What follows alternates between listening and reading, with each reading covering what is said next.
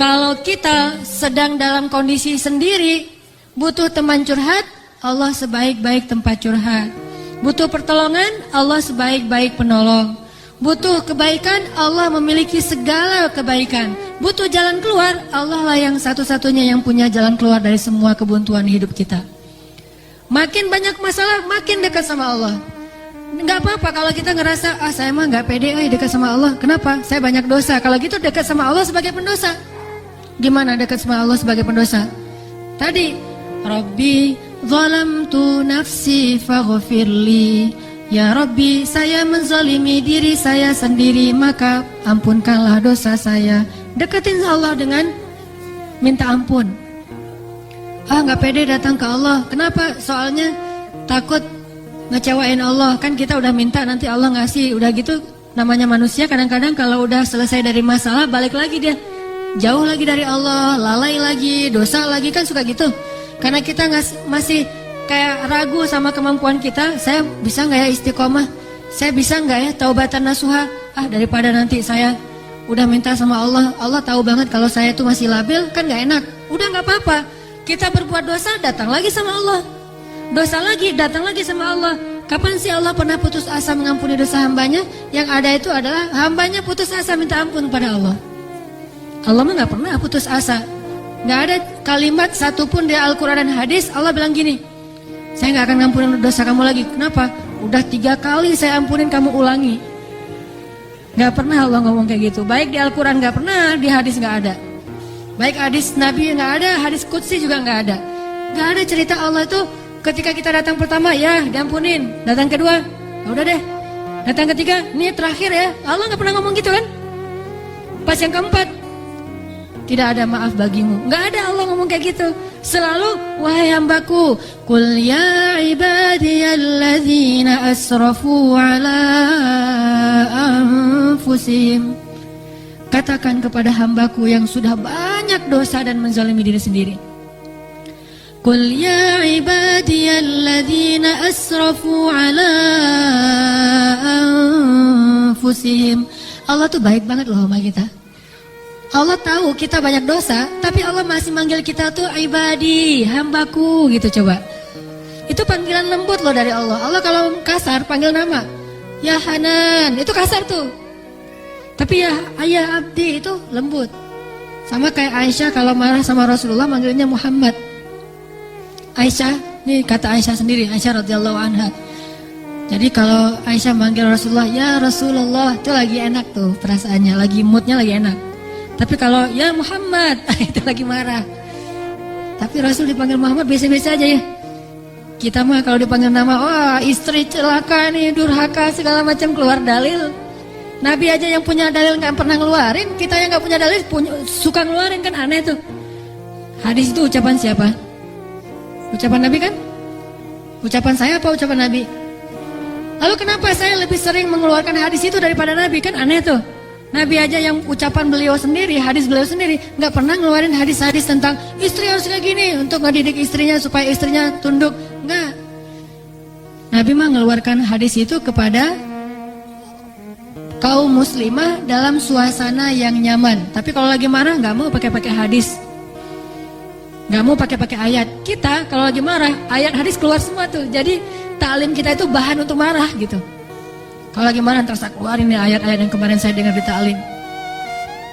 Allah tuh baik banget sama kita. Udah banyak dosa masih manggil abdi, ibadi. Kalau yang banyak mah, Qul ya ibadiyalladzina asrafu ala anfusihim. Katakan kepada hamba-hambaku, sama kayak ibu manggil ya Bunayya, wahai anakku, anakku. Udah sering ngecewain ibunya, masih dipanggil anakku, nggak dipanggil nama. Saking maha baiknya Allah kepada hamba. Katakan kepada hamba-hambaku yang melampaui batas. Arti melampaui batas berarti dosanya tuh udah nggak kehitung, udah banyak banget.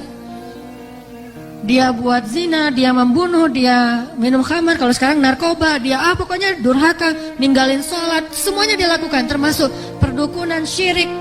Tapi Allah masih bilang, Qul ya ibadiyalladzina asrafu ala anfusihim. Apa pesannya? La taqnatu min rahmatillah. Jangan putus asa minta ampun sama Allah. Coba, gak pernah Allah putus asa ngampunin kita. Yang ada kita putus asa minta ampun sama Allah. La taqnatu min rahmatillah. Jangan putus asa minta ampun sama Allah. Innallaha yaghfirudz dzunuba jami'a. Allah mengampuni dosa semuanya. Semua dosa diampuni. Tapi saya Allah pernah syirik. Innallaha yaghfirudz dzunuba jami'a. Saya pernah berzina ya Allah. Yaghfirudz dzunuba jami'a. Saya pernah durhaka sama orang tua ya Allah. Yaghfirudz dzunuba jami'a. Saya pernah minum khamar, saya pengedar narkoba ya Allah. Yaghfirudz dzunuba jami'a. Saya pernah mencuri hak orang lain ya Allah. Yaghfirudz dzunuba jami'a. Semuanya diampuni. Memangnya ada tempat lagi bagi kita untuk lari dan berserah diri kecuali kepada Allah? Kalau kita punya masalah, adakah tempat yang lebih baik bagi kita untuk datang curhat dan mengungkapkan semua masalah kita daripada Allah? Makanya Musa tahu hal itu. Dia labil memang, dia anak muda dan itu wajar. Tapi dia tahu dan yakin satu kebaikan. Bahwa selabil apapun, sebanyak apapun kesalahannya, dia selalu datang dan mengatakan, Rabbi. Lalu mengakui kesalahannya, zalamtu nafsi ya Rabbi. Salah lagi, bilang lagi, Rabbi zalamtu nafsi, ini gimana nih ya Allah, saya salah melulu. Salah lagi ya Allah, salah lagi deh. Salah lagi ya Allah, salah terus. Salah lagi ya Allah, tolong dong, saya pengen berubah. Terus aja gitu. Jangan datang kepada manusia. Makin sering kita datang kepada manusia, kita makin rendah. Makin sering kita datang kepada Allah, kita makin tinggi. Datang lagi, datang lagi. Gimana cara datangnya? Gak susah datang sama Allah tuh, gak perlu dicari. Gak ada cerita Allah lagi lowbat, gak ada. Kalau manusia kita japri, kita telepon lagi lowbat, dia nggak akan. Atau lagi enak-enak telepon, tiba-tiba mati teleponnya. Gara-gara kita teleponnya pakai WhatsApp call. Jadi kalau ada masuk telepon yang keputus gitu kan ya, cari yang gratis. Kalau ke Allah mah gratis dan nggak akan keputus. Call Allah mah gratis, tinggal gini doang nih. Jadi teleponnya di telapak tangan kita ini adalah gadgetnya. Gini nih. Tekan nomornya gimana? Tekan nomornya tuh tinggal ngomong, nggak perlu ditekan-tekan. Ngomong aja, Rabbi, udah langsung terhubung tuh, kan cepat banget. Kayak ada telepon gitu ya, nama istri saya Sarah, sekarang dia ada di atas. Saya kayak misalnya saya mau nelpon istri saya, terus saya nyalain handphone, Sarah, halo, dia manggil saya Albi, Albi itu artinya kekasihku. Albi gitu kan, ada nggak telepon kayak gitu, bisa nggak? Ada ya, cuma jarang, saya juga nggak bisa nih, nggak tahu cara nyetelnya. Jadi kalau mau nelpon istri kita, istriku, langsung calling gitu, dan dia langsung ngangkat, nggak lama-lama, kita nunggu lama kok nggak diangkat-angkat, alasannya lagi, kenapa sih nggak diangkat-angkat? Maaf tadi lagi di kamar mandi, misalkan suka gitu tuh. Allah mah nggak ada cerita gituan. Miss call 10, yang ke-11 baru diangkat, nggak ada tuh.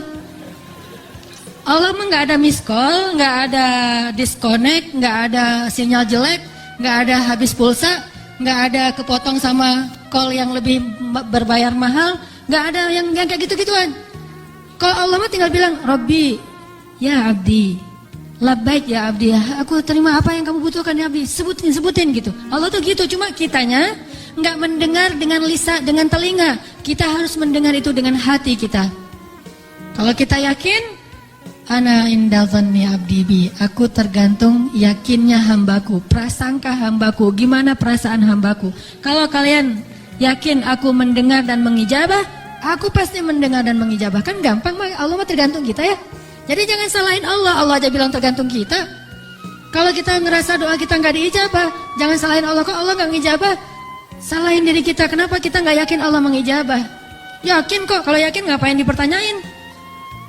Kalau kita yakin jangan dipertanyakan. Karena Allah pasti tidak akan ngecewain hamba yang datang kepadanya.